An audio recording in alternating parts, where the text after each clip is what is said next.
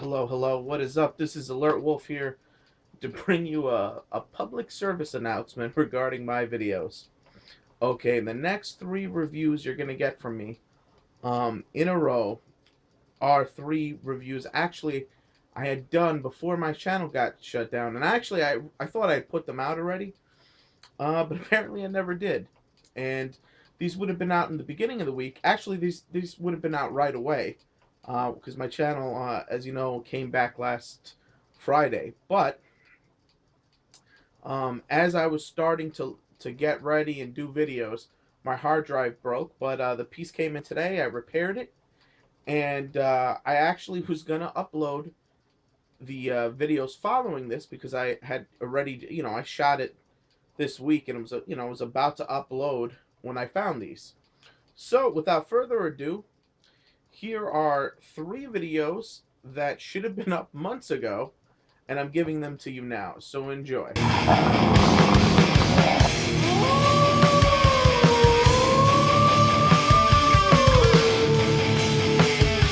Hello, what is up?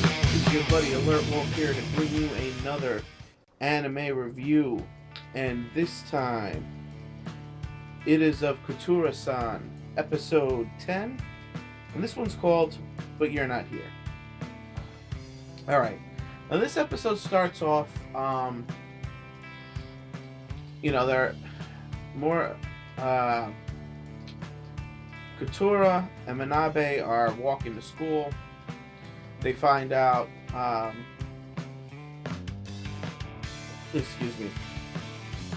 they find out Moritani is been arrested for the attacks, and she knows this is fake, and not fake. She obviously, Kotoura knows she's innocent, so they go down to the police station and start like yelling in the halls, and she's trying to psychically find her.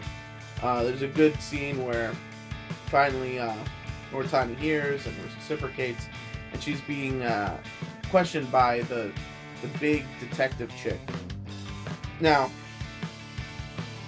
basically, she's trapped there, and there's nothing they can do. The detective lets them in eventually, and they help her talk, and eventually the senior detective dude comes in, and she gets in a little trouble for that, but and they talk to her, and then Kotoura comes out that she's psychic, and that's how she knows. She's able to prove it by testing her metal and against the head detective, and it works. It works out to a point, but it really doesn't because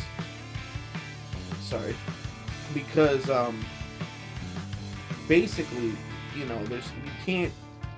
it's inadmissible in court, so they couldn't release her because of that. But at least the police now know that she's innocent, so they'll know to look in a different direction. But we also get an outburst by the president because the head detective talks about the pride of the police force, and he figures out that she's the daughter, and there's the scene that he was the cop that walked in when the suicide happened, and you saw her in the corner. Kotoura sees this, and they all decide to leave. They have to leave Moritani behind, obviously, because she's still in jail.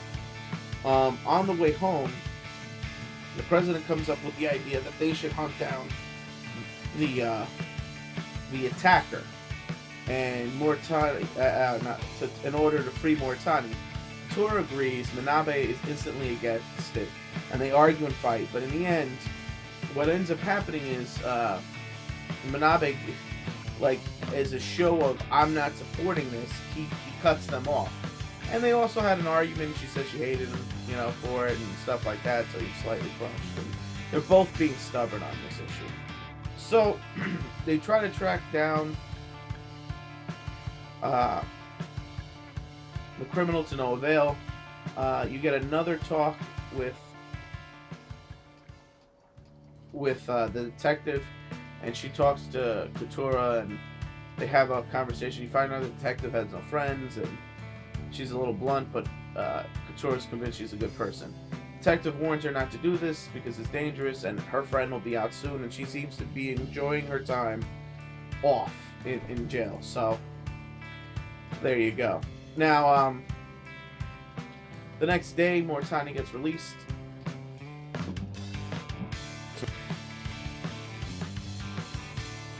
Not only does she get released, but we get, you know, she comes to the club room, realizes, she asks where's Manabe. Kotoura leaves. We go to the bathroom because she's too embarrassed to say anything. And they talk, and she's hoping it's not her fault. And when Kotoura comes back in the room, as they're talking, she's like, well, should we continue to hunt down the guy? And they're like, and the president's like, really? You want to? She's like, yeah, we should try to help people. So the plot thickens, and basically they're still going to hunt down the attacker, the assailant.